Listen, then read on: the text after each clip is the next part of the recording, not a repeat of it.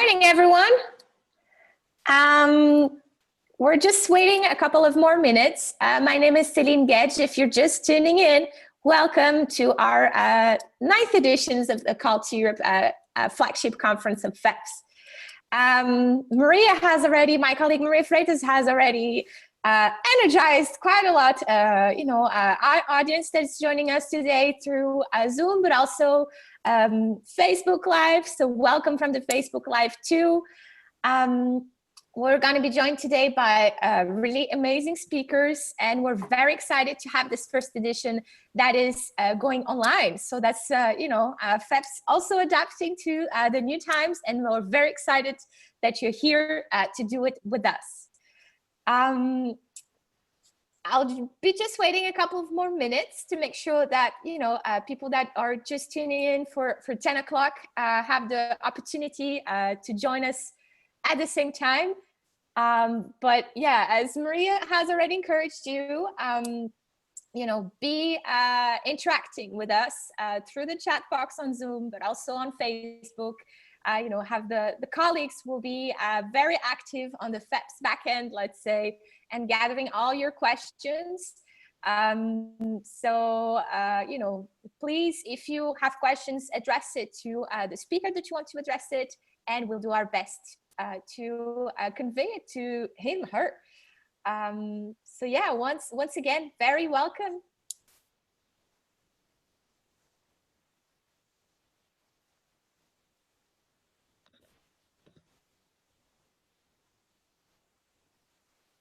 And yeah, don't forget to check out Call to Europe website, so calltoeurope.eu, which you can find a lot of really cool, interesting readings about the two topics that we will engage in this two-day online conference that starts today and continues tomorrow, where the gender equality topic. So stay tuned, because this is only the beginning.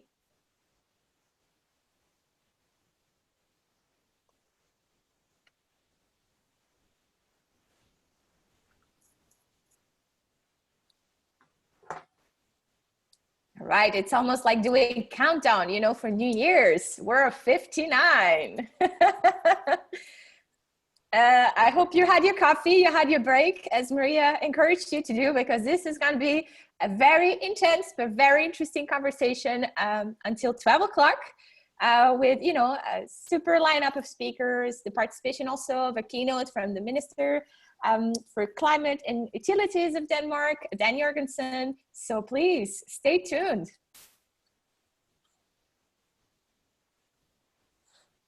Right, and I see that it's 10 sharp.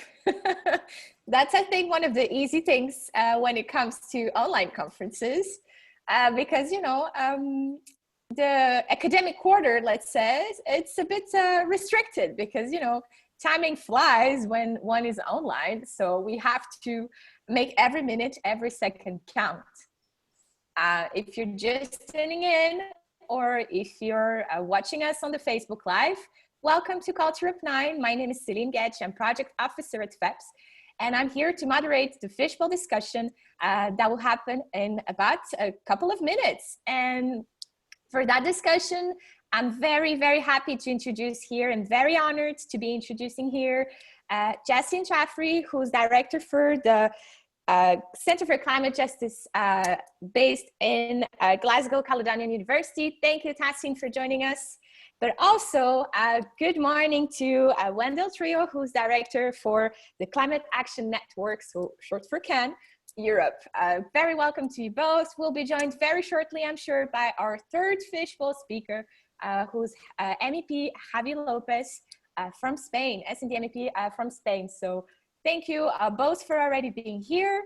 I'm just going to explain, if you allow me, what's the Fishbowl method, and then the floor will be back to Tahseen and then Wendel, respectively, for the 5 minutes of introduction and the first inputs. But perhaps for the ones who don't know this Fishbowl method, this is meant to be a very, very interactive method. And here I really, really count on you, to be chatting, to be sending your questions, and you know, in the chat box on the Facebook Live, because I really would like for you to imagine that, you know, we're in this space all together, and we have at the heart our speakers and an empty chair. So this empty chair is for you, you that are watching us at home, to join, send your questions, and, you know, tease our speakers, or, you know, ask for further information. And so really, I really ask you to use this empty chair, even though it's an empty chair online, which we all know it's a bit different, but, you know, the spirit is there. You can take the floor at, you know, through the chat box and through the Facebook comment section. And, you know, my colleagues and my FEPS colleague who are in the background will make sure that this question reaches the speaker that you want to reach it. So don't forget to say, hey, this question is for Tahseen, Wendel, or Javi. Don't forget that. So yeah, this is really, don't be shy, because this is really an interactive discussion. And I see here that Javi just joined us. So welcome, Javi. Good morning. We're very excited to have you three here today. And, you know, since you're just joined us, Javi, I hope you don't mind that I put you in the hot spot for the first introductory remarks. So the floor is yours for 5 minutes. And yeah, guys, just interact with us. Javi. Well, thank you very much. It's a pleasure to be here. Thank you, FEPS, for organizing this kind of dynamics and trying to be interactive and part of the public conversation as a foundation in Brussels. Well, my introductory remarks, what will mean COVID and the coronavirus for the climate change and the climate action, and what kind of link should have the recovery action in our economy and the Green Deal and our green dimension and transition that we will need for the next 10 years. First of all, what is coronavirus for our social and economic dynamics? First of all, I think it will be a great magnifying glass. After these months, we can see everything, our social gaps, economic gaps, dysfunctions, probably better, even democratic and institutions dysfunctions. This is the first point. Secondly, the coronavirus, I think, explains quite well the limits of the human beings of controlling the nature, and how disruptive could be something that is out of our control, that we created in our interactions, and how disruptive that could be, no? Because what happened the last 3 months, this kind of extreme disruptive, is only a small signal of what kind of things can come in the next decades with the climate change. Third, I think it will be reorganization of our national security threats. During the 20th century, basically like traditional conflicts were in the center of the national security threats. 11 September had the potential to change our priorities in terms of national security threats, no more asymmetric threats and conflicts, and putting terrorism in the middle of all the national security goals and work. Well, and the pandemic that we saw with coronavirus has the potential, I see, that put our relation with the nature in terms of national security conversation. I think, like, and it's a good point too. It's a good point. These are, in my view, the 3 elements that we see clearly.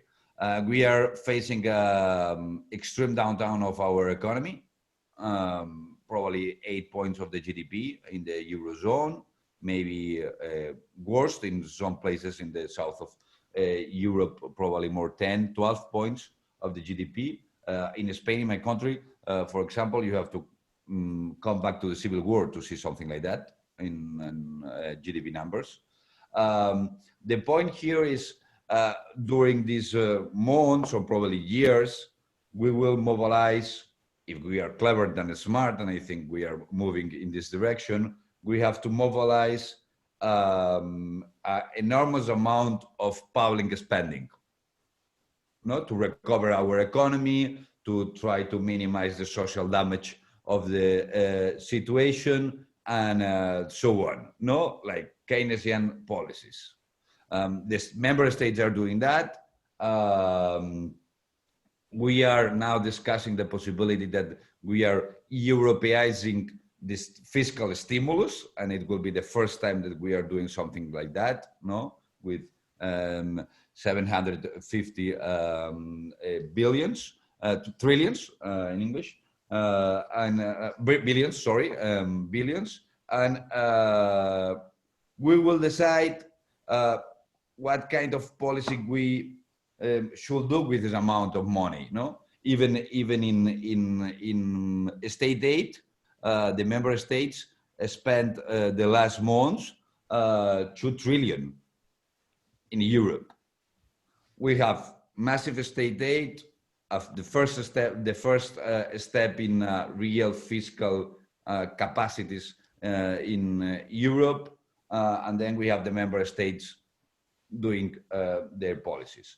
The point here is, if we can use the lessons learned through the coronavirus and use this amount of money of public resources, not to try to come back to January 2020, something that it will be physically impossible. If we can use this money to a green transition, something that it was in our agenda already, a transformation of our industry, spending in buildings and infrastructure, obviously changing the funds of our energy, trying to mobilize resources and to be more smart in how agro is organized in our society, and obviously mobility, that is the fourth element, important element in this low carbon transition that we are trying to move forward. And it's possible to do it. We have this opportunity. We learned some important things during the last months in terms of national security, disruptive nature, our interaction, what is coming. And we have an enormous amount of resources now on the table to spend the next 2 years, 3 years, something that we have to do it to try to recover our economy. Then do it in a smart way, in a green way for the next decade. I think this is possible. It was a warning signal, the pandemic.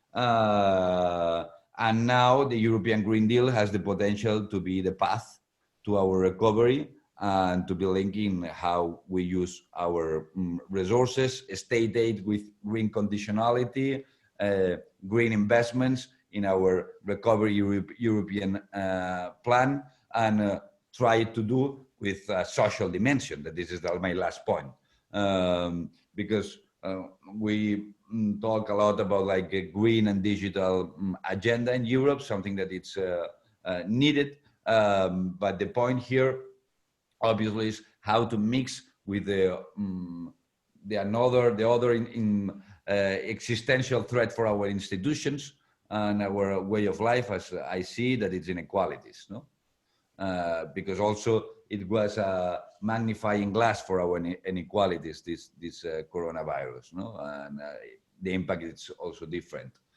This is my remarks, my introductory remarks, but I'm sure that we can continue talking.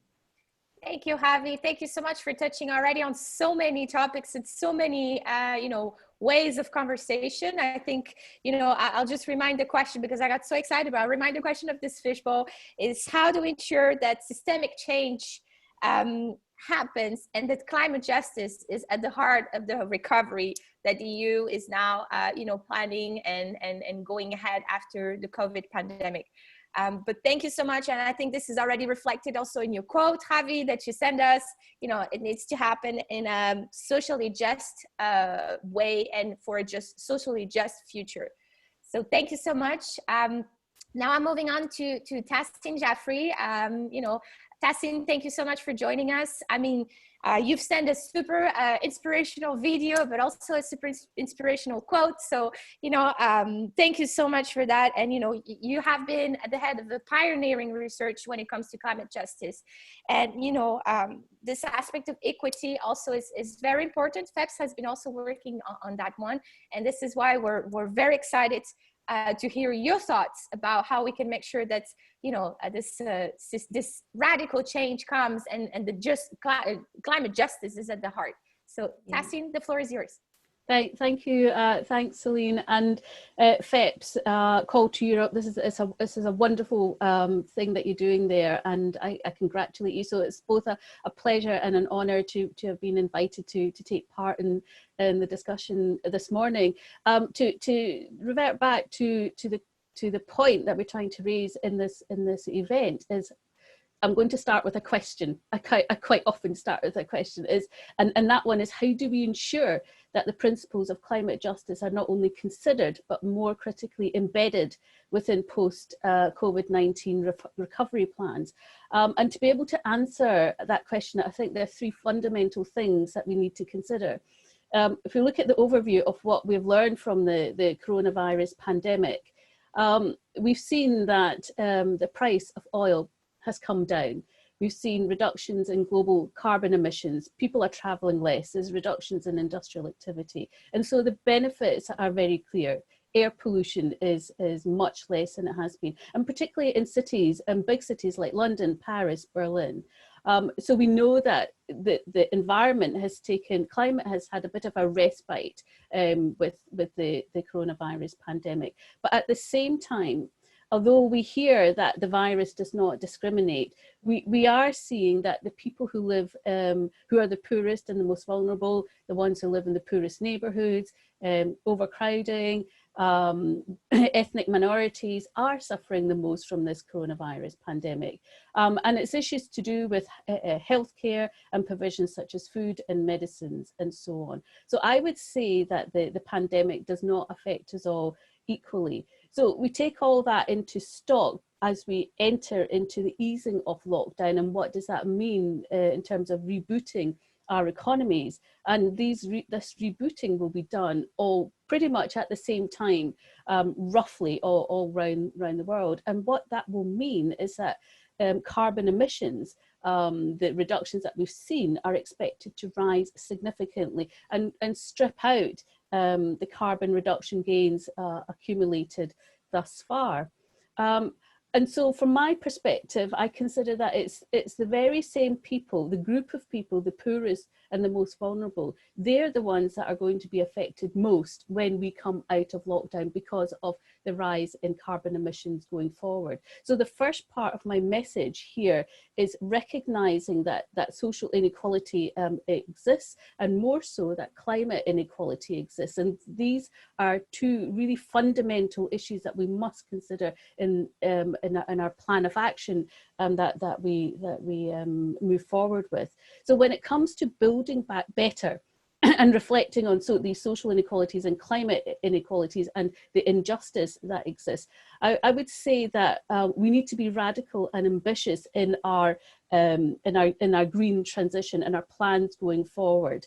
And by that I mean clearly incorporating those justice issues into the recovery plans so they're front and center. And the things that I'm really looking for in those recovery plans are embracing issues such as inclusivity. There's voice. This is about representation, and it is about participation. And these are the cornerstones, the building blocks, the foundations of ensuring that we get out of lockdown and on the roadmap to a climate just world. And I would really like to see that unequivocally and deliberately leading to frameworks that embrace these issues. So what I see missing from the deals and the conversations so far with the Green Deals, much of it is run by economists just now. And my heart goes out to looking at the package of practices that are out there just now, because I would really like to see some sort of framework that talks about those building blocks that I'd mentioned earlier on. So that is the second kind of like part of my message. So moving forward into the future over the next sort of 5-10 years, what would I like to see? I think it's really important as a community that we drive climate justice so it becomes really visible. And it's not just something that's conceptual and abstract, which is quite often considered in that manner. And I can understand that there's a lot of call for climate justice, but where we really need to come in is show that this is something that's practical and practice-based, and it's underpinned by clear guiding principles. So this guide on how to do this, we need to demonstrate that if we follow the track, if we embrace climate justice principles, we will lead to a number of tangible outputs. And I think people are really looking for that. So it's not just woolly, and I hate using that word, but it sometimes comes across as something that's, ooh, you know, what is that? What does it look like? What does it mean? What does it tell us? So we really need to come up with something concrete. And supporting this, I think is really, really important to look at climate finance and other monetary structures to help underpin that. I think it's really vital that resources are directed towards programs and projects that specifically address the needs of the poorest and the most vulnerable people in society. And it's those very group that have contributed least to carbon emissions and climate change. So we need to see something very specifically directed towards that and the resources behind that, and really speak to that motto of leave no one behind. I think we really need to embrace the Sustainable Development Goals as part of our journey as we go forward. So that's kind of like the third part of my message. And I believe that these are positive steps that we can take going forward. And just to summarize it all, I think we really need to be radical and as transformative as possible. So I hope that kind of like pulls together so many things. There's only so much I can say in 5 minutes. I could talk forever, but I hope that adds some points for conversation. Definitely. Thank you, Tahseen. I mean, you have already, I mean, Javi spoke about magnifying glass, you know, putting the light on these issues, and you are bringing it even in a further step, which is take action upon that, but also finances, taxation, which, you know, it's quite an opportune moment with all the discussions that are still going on for the MFF in the European Union, but others. So I think it's a quite spot on point. Thank you so much. And now I head over to Wendel Trio. Wendel is the director for the Climate Action Network and Europe. Thank you so much, Wendel, for joining us. I'm sure you will complement a lot of what has been said already, because we were very lucky to have you already in our previous call to Europe last year. So thank you for you know, agreeing to be again with us. And you know, your quote that you sent to us speaks about a very concrete proposal on the 2030s targets. So I hope that you can further enlighten us on that point, and the floor is yours. Thank you very much, and thank you very much for giving me the opportunity to participate in this very important debate.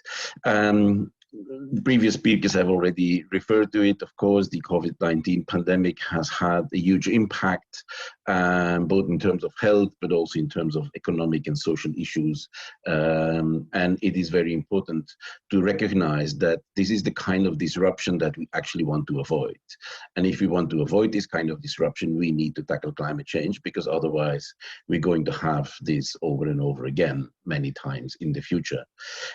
It's important to recognize that not only the health crisis as such is having different impacts and is impacting those most vulnerable more than others. Similarly, the measures to tackle it have actually also impacted much more those who are more vulnerable, in terms of those who are more vulnerable in terms of jobs, but also the children that are from poorer households have not been able to join online classes, etc., etc. So it's good to recognize that there is actually always a number of social measures that needs to be taken into account. And when we speak about climate change, we see the same things. We want to avoid that those who are most vulnerable will be most impacted by climate change impacts, but we also want to avoid that the measures we take to tackle climate change, that they are impacting those who are poorer and more vulnerable more than others. So it's two basic components that we see both in COVID as in our climate change policy. So we want to avoid climate change, and in some way the economic disruption that we're facing now can be also an opportunity. As it's been said, to build back better, it's an opportunity to do things differently, to go into a certain direction, and to use the money that is available or that might be available to do better things. Now, what is extremely important is to make sure that we know where we're going to. What is the better thing that we want to do? And there we need to listen to science, for instance. It's very clear commitments that countries have currently taken under the Paris Agreement, they will bring us to a temperature increase of around 3 degrees or more. That is going to be devastating for life on Earth. And scientists have said through the latest UN emissions gap report, which is kind of looking at how big is the gap between what countries should be doing and what they're willing to do. And that emissions gap report says that in order to stay with the limit of 1.5 degrees of warming, which was agreed in the Paris Agreement in 2015, to do that, we need annual emission reductions of more than 7% a year. Such annual emission reductions for the EU would actually mean that we need to increase our ambition for reducing emissions, not by at least 40% as it currently is, even not by the 50 to 55% that the European Commission is currently investigating, but actually to minus 65%, which the Parliament, the European Parliament, is currently debating as part of the climate law. So it's very important that our governments are clear about where they need to go to, not just in the longer term, achieving climate neutrality, but actually also what are we going to do in the very short term, and how will the recovery facility, how will the EU budget, how will national budget actually help in doing so? So that's first thing. Secondly, we need to be bold. It's very clear, big part of the problem is fossil fuels. And Europe, the European Union, should be willing to finally say, we want to phase out the use of fossil fuels. Several individual EU member states have already phased out plans and phase out dates for the use of coal in their electricity systems. The same things need to happen with phasing out plans for gas and for oil. And the advantage of those phase out plans is that the phase out will happen anyway. Fossil fuels are often already no longer cost competitive. They wouldn't necessarily survive without the massive fossil fuel subsidies that are being given. If we phase out in a regulated way, we can actually ensure that there's not major market disruptions, and we can ensure that the transition will be fair and just, and that we can support those workers, those communities that will be affected by these phase out policies. But if you leave it to the market, you will not be able to do that. And so that's more ambition, tackling fossil fuels. The third item, we need to be willing to link and to look for synergies between climate policies and other policies, trade, taxation, but also social policies. And I think that's a field that has been severely underlooked at, in the sense that where are the potential links between climate change policies, employment policies, education policies, and so on. So all of that needs to be looked at. So for us, that's kind of the, let's say, the roadmap or the guide for the cohesion policy that needs to be looked at. And we're noticing that this is not yet fully happening, and that the recovery proposals from the European Commission still leave quite a bit of room for member states to keep using the money to support continuing fossil fuel use, rather than to go into the direction of renewable energy, energy savings, etc. Thank you. Thank you, Wendel. I think you know, very straight 3 points there that you just mentioned to us. And now, I mean, we had these 3 great contributions coming in. It's your time to take the floor, and I see some questions already going on in the chat box. Please visualize we're having, you know, this empty chair here in our online discussion. It's for yours for the taking. And I have one question here that comes from Dasa Silovic. Hi, Dasa. And it's a bit related to what also Wendel was saying about a just and fair transition. But she focuses more her question on the EU accession countries. You know, so I think that's an interesting one to put it out there. But whilst I give a bit our speakers the time to reflect on that, but also have an opportunity to really, to the point, you know, react to each other if you have something to say. Please, you have like 1 minute to do so. And please, everyone, continue sending us the questions. You know, it's super exciting that you are able to chat with us. But are there any hot reactions from our speakers, from what you just exchanged? If you do, raise your hand so I can see it. No hot reactions. Okay, so who wants maybe to elaborate a bit further on the question of the accession countries? Wendel, where is yours? Yeah, well, obviously, everything I said also applies to the accession countries. I think it is very important to look at climate change as an opportunity to actually also improve on social, environmental policies, etc., because we truly believe that it makes sense economically to invest in the alternatives. They are cheaper, they offer more employment, etc. So in that sense, also for countries that are poorer inside the EU or outside the EU, there's a lot of things to be gained. The European Union has a treaty with many of the accession countries, specifically on this issue, which is the Energy Community Treaty based in Vienna.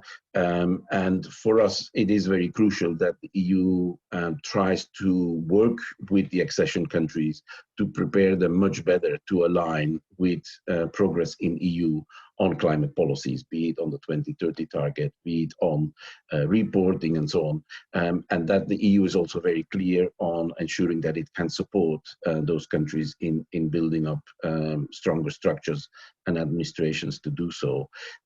And there we are actually relatively pleased that the recovery proposal does include a strong part for international development and neighborhood policy. So I think it's very crucial that we bring those countries on board, also because it will be beneficial for themselves.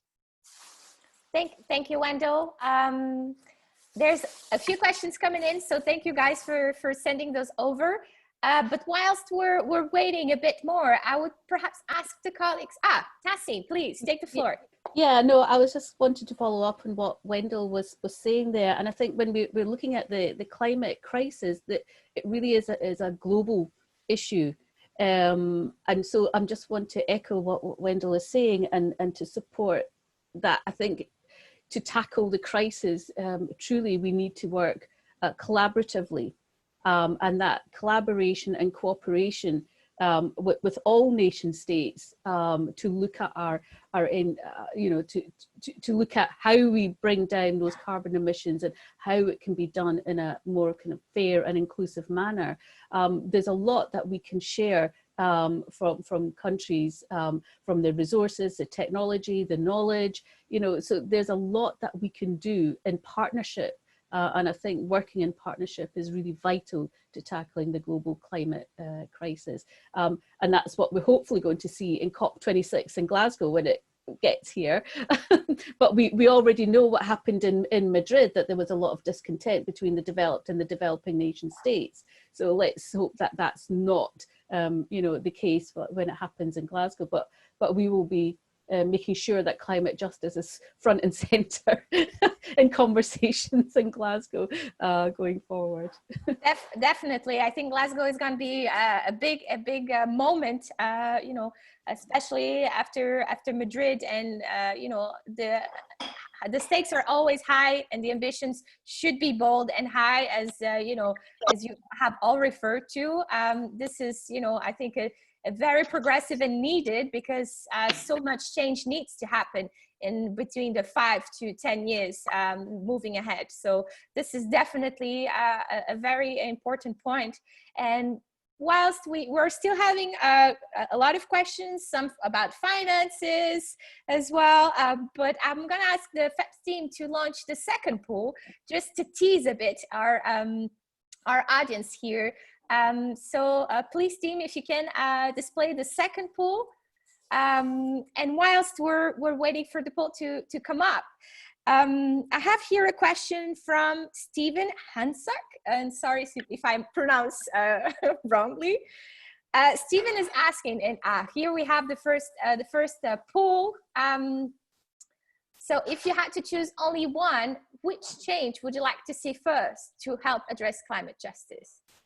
So guys, go ahead, go voting. And whilst our attendees are voting, because panelists cannot vote, but I will give you, a question here from Stephen. Stephen Hanskook says, many view that climate finance is not going to those in need. How can the European Green Deal be structured to address this injustice, as COVID-19 will further deepen the condition of the poorest, especially in developing countries? Tahseen, you have already touched a bit on that matter, but if I have any first takers on this question, so how do we make sure that the climate finance goes to those who are in need? Wendel.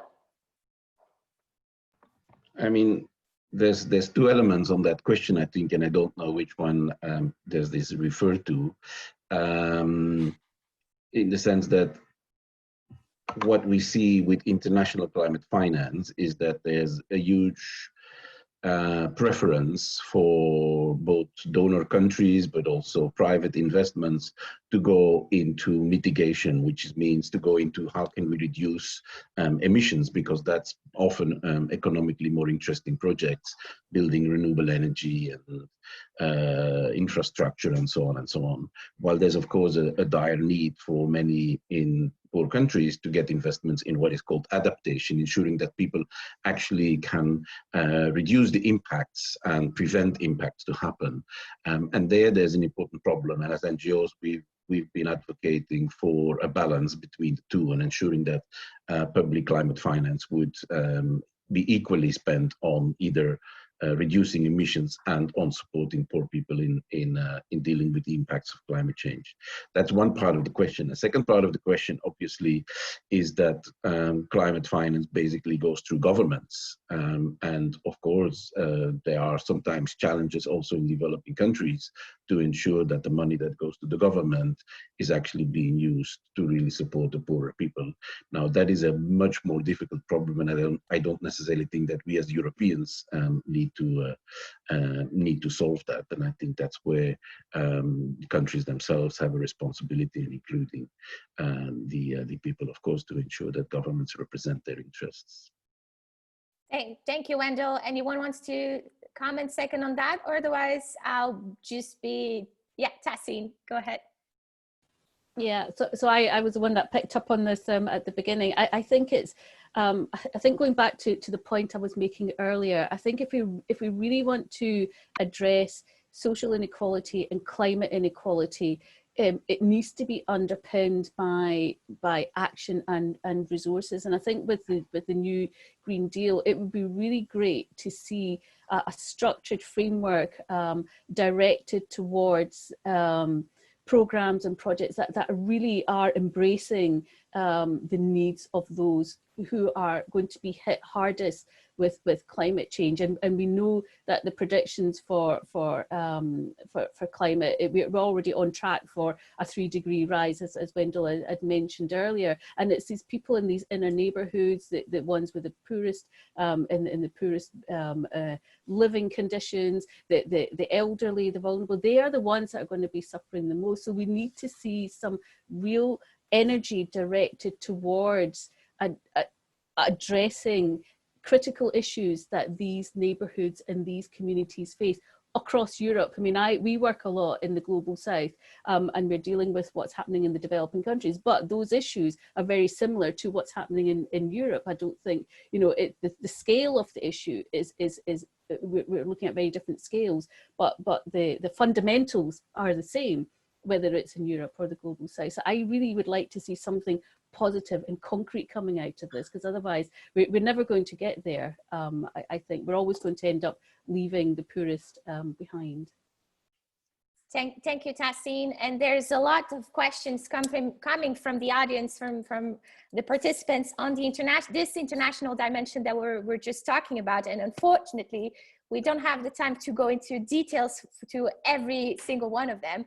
But may I ask for the colleagues to screen the results of Javi? Do you want to come in? Yeah, Javi, hold on, because we need to unmute you. Yeah, perfect.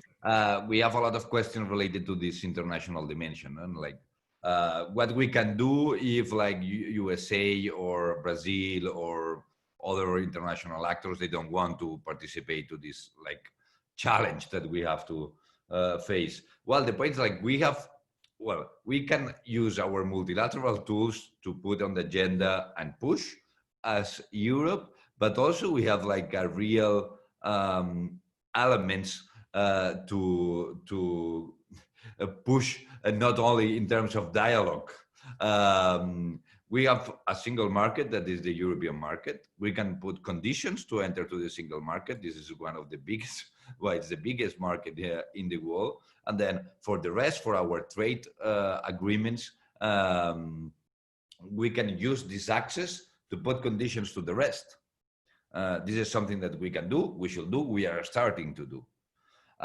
This first of all. And then secondly, we have like new tax discussions that could be used in this dimension to push the rest of the world. No? The carbon tax adjustment is a clear option that you can use to say to the rest actors, if you want to enter in my market, you have to do this kind of efforts, because like, don't do it, it will be counterproductive. And this is like the kind of discussion that we should have, no? Definitely. I think, yeah, the soft EU tool there needs to be really visible through trade agreements. And Wendel, I see that you want a hot comment on that. So Wendel, the floor is yours.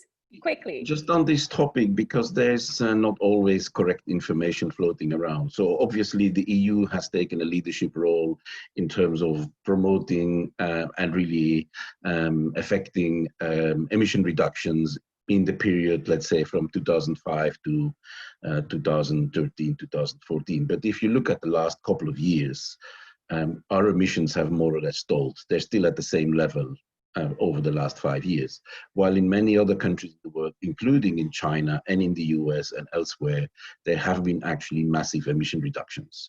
For instance, for China, climate policy is an important policy. Yes, they still invest in coal power plants, etc., but they also massively invest in the alternative solutions. Similar for the US. Yes, there is a very negative federal administration, but in many of the states itself, there is very progressive climate policy. And so we have seen substantial emission reductions in other parts of the world. So the argument that Europe is doing this alone is really, it's outdated. Let's leave that behind. Europe is lagging behind. The others are now taking the lead, and Europe needs to catch up again. I think that's the real image that we need to use. Thank you, Wendel. And on this very, pro-solidarity note, because I think this is also one of the core issues here today is, solidarity not only within the EU, but also north-south and others. I mean, needs to be on the spotlight. And speaking of spotlight, can we just screen the results of the poll that you guys just participated? So if you had to choose only one, which change would you like to see first to help it to address climate justice? And this is advance in redistribution of wealth to address inequalities.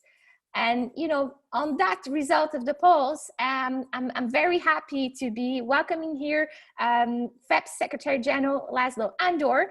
Laszlo, you have, you know, worked a lot already on the issues of inequalities. And I was wondering if you could give us in 2 minutes, you know, what do you think?